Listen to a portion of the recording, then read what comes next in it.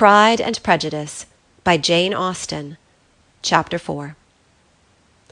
When Jane and Elizabeth were alone, the former, who had been cautious in her praise of Mr. Bingley before, expressed to her sister just how very much she admired him. "He is just what a young man ought to be," said she, "sensible, good-humoured, lively, and I never saw such happy manners, so much ease, with such perfect good breeding." "He is also handsome," replied Elizabeth, "which a young man ought likewise to be if he possibly can. His character is thereby complete." "I was very much flattered by his asking me to dance a second time. I did not expect such a compliment." "Did not you? I did for you. But that is one great difference between us. Compliments always take you by surprise, and me never. What could be more natural than his asking you again? He could not help seeing that you were about 5 times as pretty as every other woman in the room. No thanks to his gallantry for that. Well, he certainly is very agreeable, and I give you leave to like him. You've liked many a stupider person." "Dear Lizzy!" "Oh, you are a great deal too apt, you know, to like people in general. You never see a fault with anybody. All the world are good and agreeable in your eyes. I never heard you speak ill of a human being in your life." "I would not wish to be hasty in censuring any one, but I always speak what I think." "I know you do, and it is that which makes the wonder. With your good sense to be so honestly blind to the follies and nonsense of others.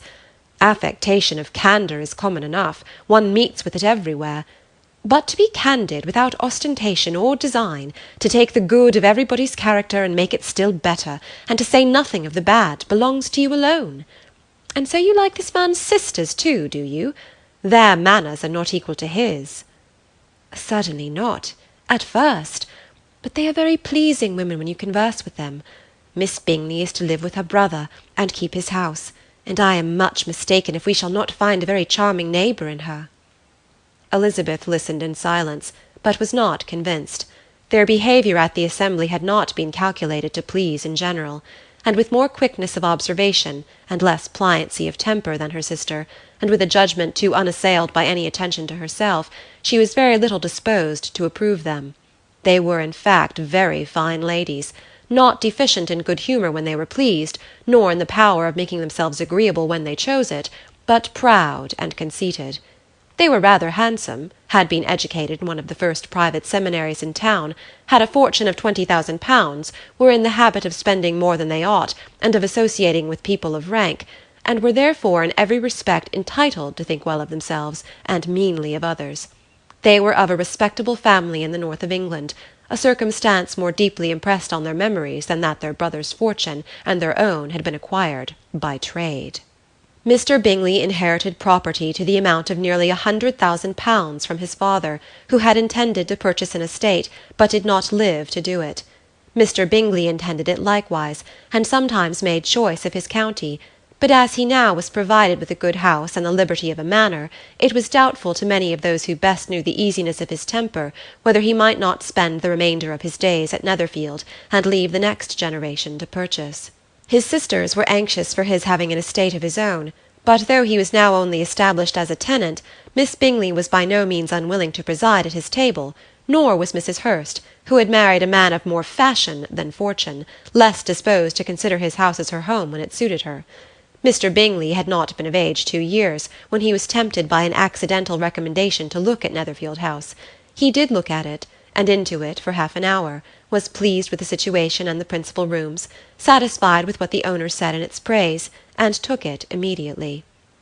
Between him and Darcy there was a very steady friendship, in spite of great opposition of character. Bingley was endeared to Darcy by the easiness, openness, and ductility of his temper, though no disposition could offer a greater contrast to his own, and though with his own he never appeared dissatisfied.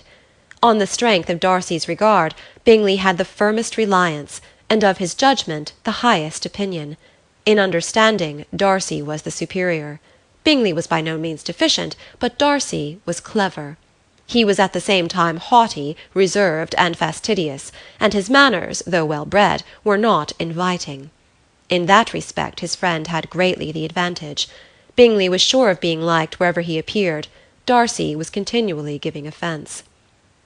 The manner in which they spoke of the Meryton assembly was sufficiently characteristic. Bingley had never met with more pleasant people or prettier girls in his life. Everybody had been most kind and attentive to him. There had been no formality, no stiffness. He had soon felt acquainted with all the room, and as to Miss Bennet, he could not conceive an angel more beautiful.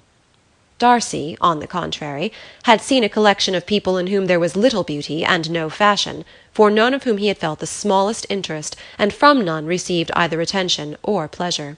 Miss Bennet he acknowledged to be pretty, but she smiled too much. Mrs. Hurst and her sister allowed it to be so, but still they admired her and liked her, and pronounced her to be a sweet girl, and one whom they would not object to know more of. Miss Bennet was therefore established as a sweet girl, and their brother felt authorized by such commendation to think of her as he chose. End of chapter 4. Pride and Prejudice by Jane Austen. Chapter 5. Within a short walk of Longbourn lived a family with whom the Bennets were particularly intimate. Sir William Lucas had been formerly in trade in Meryton, where he had made a tolerable fortune, and risen to the honour of knighthood by an address to the king during his mayoralty. The distinction had perhaps been felt too strongly. It had given him a disgust to his business, and to his residence in a small market town, and in quitting them both he had removed with his family to a house about a mile from Meryton, denominated from that period Lucas Lodge, where he could think with pleasure of his own importance, and, unshackled by business, occupy himself solely in being civil to all the world. For, though elated by his rank, it did not render him supercilious. On the contrary, he was all attention to everybody. By nature inoffensive, friendly, and obliging, his presentation at St. James's had made him courteous. Lady Lucas was a very good kind of woman, not too clever to be a valuable neighbour to Mrs. Bennet. They had several children. The eldest of them, a sensible, intelligent young woman about 27, was Elizabeth's intimate friend. That the Miss Lucases and the Miss Bennet should meet to talk over a ball was absolutely necessary, and the morning after the assembly brought the former to Longbourn to hear and to communicate. "You began the evening well, Charlotte," said Mrs. Bennet with civil self-command to Miss Lucas. "You were Mr. Bingley's first choice." "Yes, but he seemed to like his second better." "Oh, you mean Jane, I suppose, because he danced with her twice. To be sure that it did seem as if he admired her. Indeed, I rather believe he did. I heard something about it, but I hardly know what. Something about Mr. Robinson." "Perhaps you mean what I overheard between him and Mr. Robinson. Did not I mention it to you? Mr. Robinson's asking him how he liked our Meryton assemblies, and whether he did not think there were a great many pretty women in the room, and which he thought the prettiest, and his answering immediately to the last question, 'Oh, the eldest, Miss Bennet, beyond a doubt. There cannot be two opinions on that point.'" "Upon my word! Well, that is very decided indeed. That does seem as if... But, however, it may all come to nothing, you know." "My overhearings are more to the purpose than yours, Eliza," said Charlotte. "Mr. Darcy is not so well worth listening to as his friend, is he? Poor Eliza, to be only just tolerable." "I beg you would not put into Lizzie's head to be vexed by his ill treatment, for he is such a disagreeable man that it would be quite a misfortune to be liked by him. Mrs. Long told me last night that he sat close to her for half an hour without once opening his lips." "Are you quite sure, ma'am? Is not there a little mistake?" said Jane. "I certainly saw Mr. Darcy speaking to her." "Ay, because she asked him at last how he liked Netherfield, and he could not help answering her, but she said he seemed quite angry at being spoken to." "Miss Bingley told me," said Jane, "that he never speaks much, unless among his intimate acquaintances. With them he is remarkably agreeable." "I do not believe a word of it, my dear. If he had been so very agreeable, he would have talked to Mrs. Long. But I can guess how it was. Everybody says that he is et up with pride, and I dare say he had heard somehow that Mrs. Long does not keep a carriage, and had come to the ball in a hack chaise." "I do not mind his not talking to Mrs. Long," said Miss Lucas, "but I wish he had danced with Eliza." "Another time, Lizzie," said her mother, "I would not dance with him if I were you." "I believe, ma'am, I may safely promise you never to dance with him." "His pride," said Miss Lucas, "does not offend me so much as pride often does, because there is an excuse for it. One cannot wonder that so very fine a young man, with family, fortune, everything in his favour, should think very highly of himself. If I may so express it, he has a right to be proud." "That is very true," replied Elizabeth, "and I could easily forgive his pride if he had not mortified mine." "Pride," observed Mary, who piqued herself upon the solidity of her reflections, "is a very common failing, I believe. By all that I have ever read, I am convinced that it is very common indeed, that human nature is particularly prone to it, and that there are very few of us who do not cherish a feeling of self-complacency on the score of some quality or other, real or imaginary. Vanity and pride are different things, though the words are often used synonymously. A person may be proud without being vain. Pride relates more to our opinion of ourselves, vanity to what we would have others think of us." "If I were as rich as Mr. Darcy," cried a young Lucas who came with his sisters, "I should not care how proud I was. I would keep a pack of foxhounds and drink a bottle of wine a day." "Then you would drink a great deal more than you ought," said Mrs. Bennet, "and if I were to see you at it, I should take away your bottle directly." The boy protested that she should not. She continued to declare that she would, and the argument ended only with the visit. End of chapter 5. Pride and Prejudice by Jane Austen. Chapter 6. The ladies of Longbourn soon waited on those of Netherfield. The visit was soon returned in due form. Miss Bennet's pleasing manners grew on the good will of Mrs. Hurst and Miss Bingley, and though the mother was found to be intolerable, and the younger sisters not worth speaking to, a wish of being better acquainted with them was expressed towards the two eldest. By Jane this attention was received with the greatest pleasure, but Elizabeth still saw superciliousness in their treatment of everybody, hardly excepting even her sister, and could not like them. Though their kindness to Jane, such as it was, had a value as arising in all probability from the influence of their brother's admiration. It was generally evident, whenever they met, that he did admire her, and to her it was equally evident that Jane was yielding to the preference which she had begun to entertain for him from the first, and was in a way to be very much in love. But she considered with pleasure that it was not likely to be discovered by the world in general, since Jane united, with great strength of feeling, a composure of temper and a uniform cheerfulness of manner which would guard her from the suspicions of the impertinent. She mentioned this to her friend Miss Lucas. "It may perhaps be pleasant," replied Charlotte, "to be able to impose on the public in such a case, but it is sometimes a disadvantage to be so very guarded. If a woman conceals her affection with the same skill from the object of it, she may lose the opportunity of fixing him, and it will then be but poor consolation to believe the world equally in the dark. There is so much of gratitude or vanity in almost every attachment, that it is not safe to leave any to itself. We can all begin freely, a slight preference is natural enough, but there are very few of us who have heart enough to be really in love without encouragement. In 9 cases out of 10 a woman had better show more affection than she feels. Bingley likes your sister undoubtedly, but he may never do more than like her, if she does not help him on." "But she does help him on, as much as her nature will allow.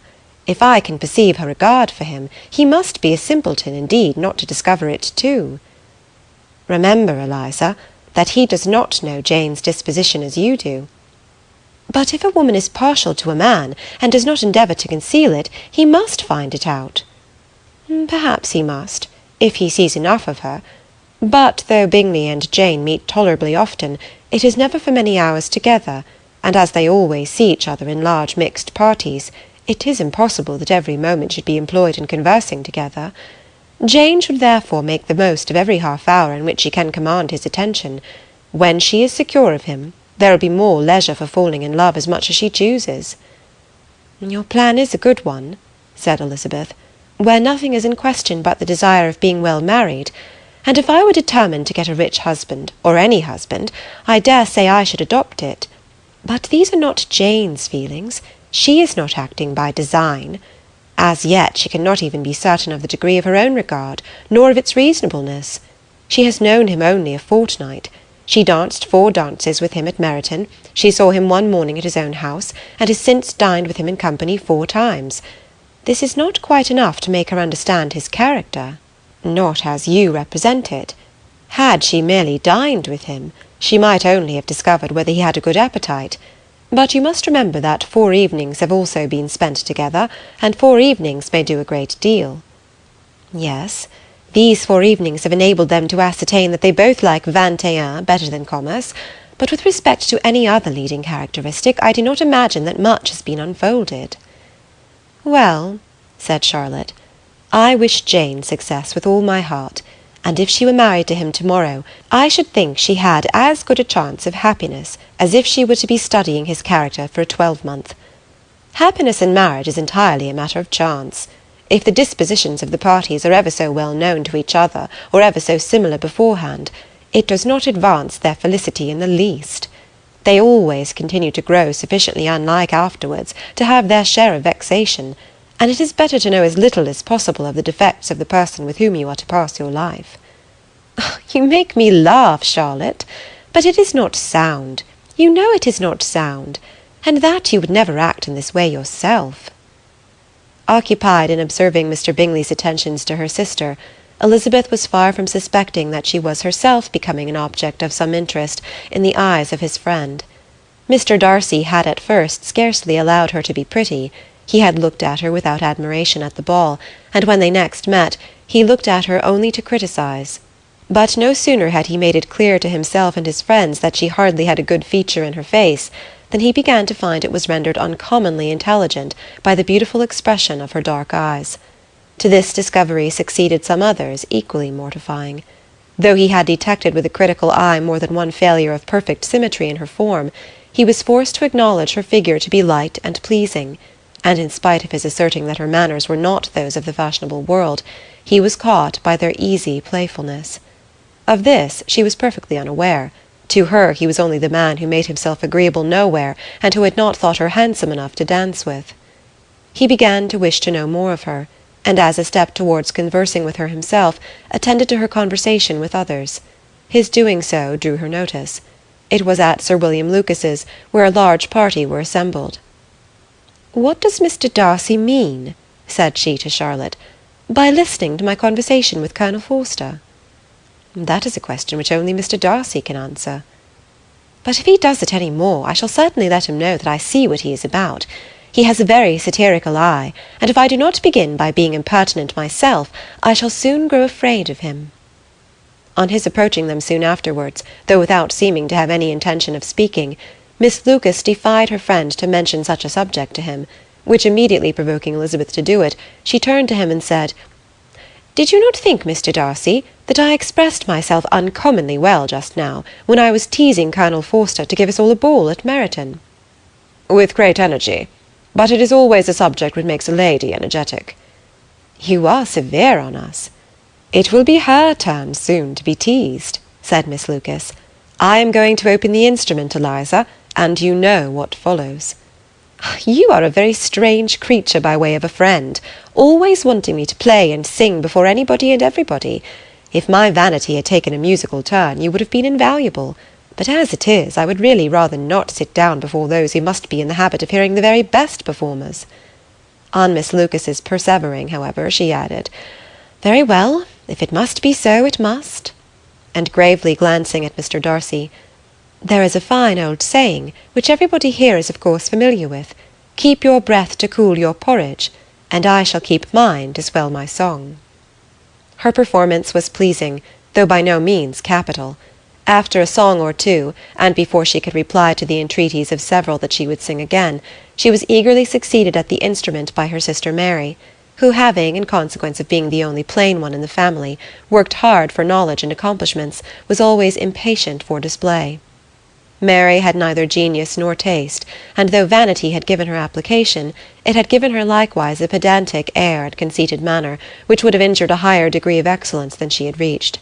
Elizabeth, easy and unaffected, had been listened to with much more pleasure, though not playing half so well, and Mary, at the end of a long concerto, was glad to purchase praise and gratitude by Scotch and Irish airs at the request of her younger sisters, who, with some of the Lucases and 2 or 3 officers, joined eagerly in dancing at one end of the room. Mr. Darcy stood near them in silent indignation at such a mode of passing the evening, to the exclusion of all conversation, and was too much engrossed by his thoughts to perceive that Sir William Lucas was his neighbour, till Sir William thus began. "What a charming amusement for young people this is, Mr. Darcy! There is nothing like dancing, after all. I consider it as one of the first refinements of polished society." "Certainly, sir. And it has the advantage also of being in vogue among the less polished societies of the world. Every savage can dance."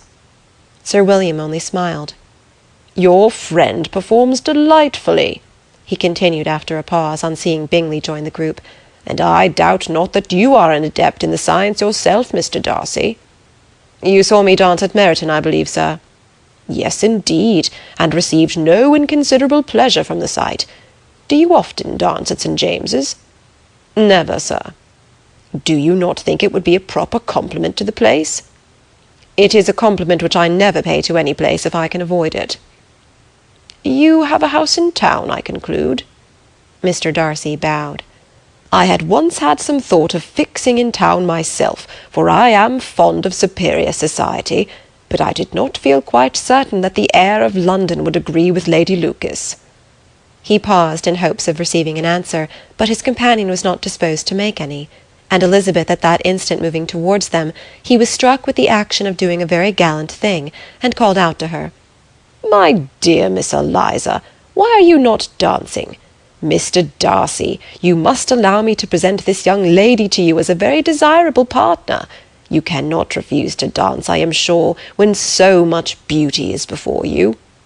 And taking her hand, he would have given it to Mr. Darcy, who, though extremely surprised, was not unwilling to receive it, when she instantly drew back, and said with some discomposure to Sir William, "Indeed, sir, I have not the least intention of dancing.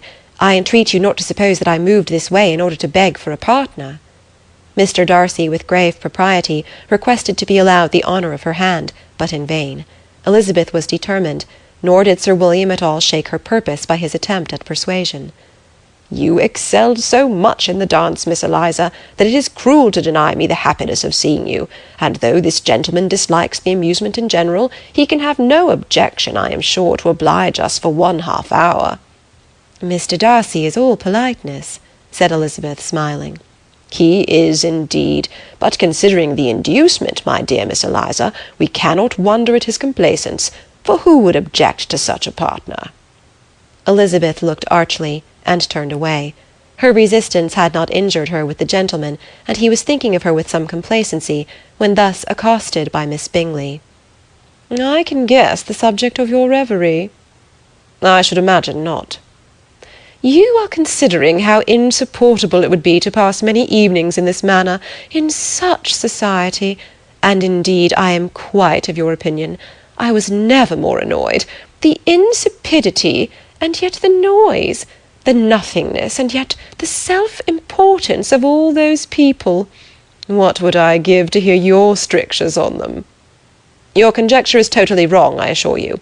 My mind was more agreeably engaged. I have been meditating on the very great pleasure which a pair of fine eyes in the face of a pretty woman can bestow."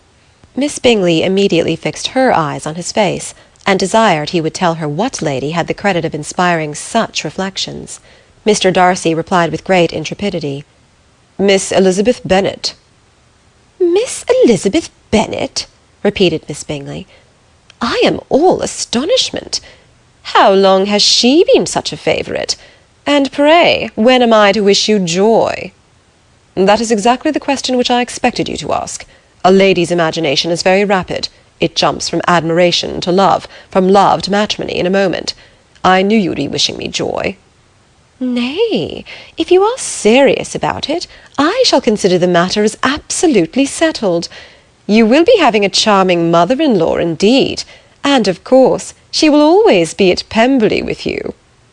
He listened to her with perfect indifference, while she chose to entertain herself in this manner, and as his composure convinced her that all was safe, her wit flowed along. End of chapter 6.